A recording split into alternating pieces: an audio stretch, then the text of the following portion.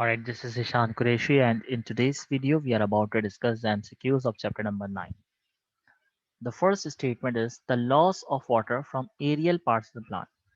यानी कि loss of water जो है वो क्या कहलाता है? लॉस ऑफ वाटर जो है वो ट्रांसपायरेशन कहलाता है। एवापोरेशन नहीं है। फोटोसिंथेसिस जो है वो प्रोसेस होता है जिसमें ये अपना खाना तैयार करते हैं। Transport movement of molecules from one point to another है। प्लाज्मा में कितने परसेंट ब्लड है? तो it compose of 55% of the blood. अच्छा, salts responsible for blood clotting, तो वो के है and it is vitamin vitamin K भी हमारे पास जो है वो रिस्पॉन्सिबल होता है ब्लड क्लॉटिंग के लिए, और पोटेशियम सॉल्ट्स भी इसके लिए रिस्पॉन्सिबल है। द नॉर्मल लाइफ स्पेन जो है वो 120 डेज है। अगर रेंज की बात होती है तो 90 टू 120 डेज भी कहा जाता है, बट अब 90 एक अलग ऑप्शन है, 120 अलग है, तो हम 120 पर जाएंगे।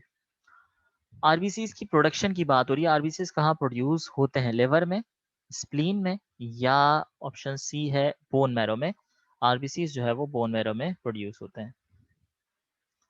Police of the body RBCs है, यानी कि जो है किलिंग का मैकेनिज्म करते हैं कि कोई भी फॉरेन पार्टिकल पैथोजन जो है वो आपकी बॉडी में एंटर होगा, उसे सबसे पहले जो किल करने वाले होते हैं डब्ल्यूबीसीज होते हैं। आरबीसीज ट्रांसपोर्टेशन का काम कर रहे हैं जिसमें ऑक्सीजन कार्बन डाइऑक्साइड होती है।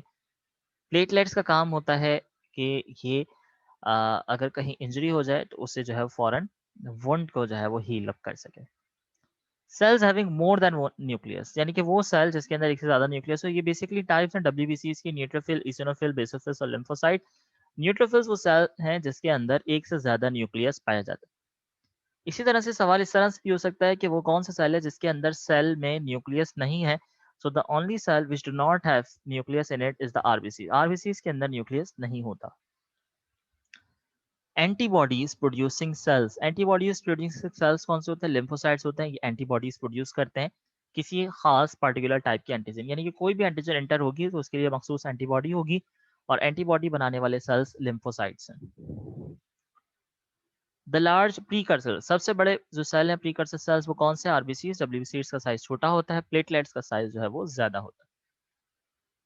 अच्छा, अब सवाल है ब्लड कैंसर किसे कहते हैं? ब्लड कैंसर जो है वो ल्यूकीमिया है, थैलेसीमिया, जेनेटिकल डिसऑर्डर है, शियाटिका नहीं हो सकता because it is caused by the depression in the specific nerve जो है दब जाती है। अल्जाइमर नो, एजिंग की डिजीज है ये। Human heart has 4 chambers, human heart में 4 चैम्बर्स होते हैं: right auricle, left auricle, right ventricle, left ventricle. It supplies blood away to the heart. Arteries जो है वो हार्ट से ब्लड लेकर जाती हैं और तमाम सेल्स तक पहुंचाती हैं। जीन्स का काम होता है कि उसे draw back to the heart, उसे हार्ट तक वापस लेकर आए। तो ब्लड लेकर जाने का काम है आर्टरीज का, वापस लाने का काम जीन्स का होता है। The valve between right atria and right ventricle, right side पे अगर हम हार्ट की बात करें तो एट्रिया से वेंट्रिकल में ब्लड एंटर करने के लिए जो वॉल्व है वो ट्राइकस्पिड है, जबकि बाइकस्पिड जो वॉल्व है वो लेफ्ट एट्रिया और लेफ्ट वेंट्रिकल के दरमियान में होता है। Circuit supply blood to the lungs, वो सर्किट जो लंग्स तक ब्लड सप्लाई करता है, that is carried out by the pulmonary artery and it is the pulmonary circuit. इसी तरह से अगर बॉडी पार्ट्स तक जाएगा तो सिस्टमिक सर्किट रिस्पॉन्सिबल है। Contraction of heart muscle and pumping of blood from chamber into the arteries, ये systole कहलाता है। ये हार्ट मसल का कॉन्ट्रैक्ट करना और ब्लड का पंप करना जो है वो आर्टरीज के अंदर, ताकि ब्लड जो है तमाम पार्ट्स तक जाए। सिस्टोल है, वापस लाना होगा तो डायस्टोलिक प्रेशर होगा। Normal range of heart rate की जो नॉर्मल रेंज है वो 60 टू 80 है, ऑल्दो इसे 72 टाइम्स भी कंसीडर किया जाता है विच इज द एवरेज। अगर इस हाई हार्ट रेट का अगर इंक्रीज हो जाए it is called as tachycardia. अगर मतलब कि ये जो है वो 100 से प्लस हो जाए इट इज कॉल्ड टैकीकार्डिया, और अगर ये 50 से बिलो हो जाती है तो this is called as bradycardia. दोनों सेम नहीं भाई, दोनों सेम कैसे हो सकते हैं? दोनों अलग अलग बातें हैं, बिल्कुल सेम नहीं है। It is not the characteristic of artery, इनमें से कौन सा फीचर है जो आर्टरीज के कैरेक्टरिस्टिक्स नहीं है? It carries blood away to the heart, ये भी बताया है कि ब्लड जो है वो लेकर जाती है, बिल्कुल सही है, कैरेक्टरिस्टिक फीचर है आर्टरी का। The wall of arteries are 3 number, बिल्कुल सही है, आर्टरीज जो है उनकी वॉल्स की तादाद 3 होती है। Arteries have strength and flexibility, बिल्कुल सही है।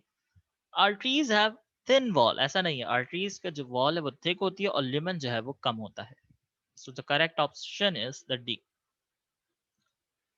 He found the circulation of systemic circuit. Systemic circuit जो है वो proposed किया, सबसे पहले स्टडी किया विलियम हार्वे ने. इसी तरह से अगर मैं ऑप्शन आपको इस तरह से दूं, he found the circulation of pulmonary circuit, तो वो इब्न नफीस है. पल्मोनरी सर्किट जो है वो इब्न नफीस ने स्टडी किया और विलियम हार्वे ने सिस्टमिक सर्किट जो है वो स्टडी किया. Vascular surgery involves in, vascular surgery क्या क्या हो सकता है? Angioplasty, fistula formation, bypass, all of the above. ATH की वजह से क्या हो सकता है? Myocardial infection, vascular haemorrhage, diabetes mellitus, no. Failure of kidneys, ये भी नहीं हो सकता. मायोकार्डियल इन्फेक्शन नहीं है. ATH leads the vascular hemorrhage. So this is all about chapter number 9. Wish you all the very best of luck.